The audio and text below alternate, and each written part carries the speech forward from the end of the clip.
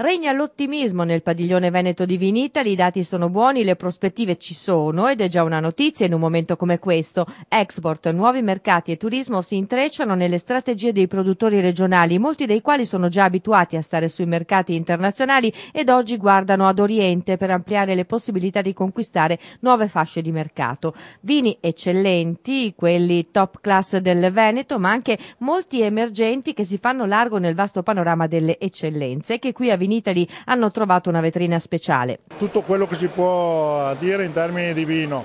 Il Veneto si presenta come al solito con un padiglione, con tutti i nostri produttori sotto questo marchio ombrello, perché pensiamo che sia più facile farsi riconoscere. Ci sono alcuni marchi che ovviamente non hanno bisogno della regione per vendere in giro per il mondo, ma altri produttori, magari con altrettanto prodotto buono, che hanno bisogno di questa forza istituzionale che può essere il marchio regionale. Vino, territorio e turismo è il prodotto unico e irreplicabile che il Veneto spende sui mercati internazionali, sapendo che il fascino del vino sta soprattutto nella sua storia e nelle sue radici.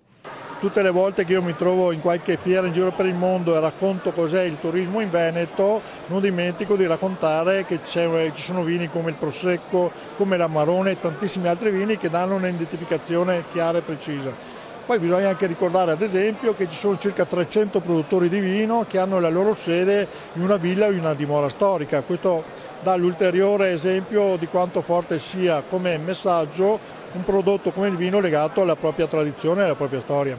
Vino che conquista primati considerati quasi folli. Solo qualche anno fa il Prosecco, che supera lo champagne francese, è una notizia che inorgoglisce i produttori, che però invece di gongolarsi sugli allori pensano già a nuove strategie e a nuove conquiste. E se i bianchi e le bollicine sono abituati alla ribalta, questa stagione è stata ottima anche per i vini rossi, che a Vinitaly hanno ottenuto ottimi riconoscimenti. Le cantine venete ne producono 1 milione di ettolitri di soli DOC ed OCG, un terzo come quantità dei bianchi a denominazione, ma anche tra i più consistenti vini d'Italia. Veneto Terra straordinaria, luogo di elezione di bianchi di grande qualità, di grandi rossi e di rosati senza pari, che di rivali ne hanno davvero pochi da sempre.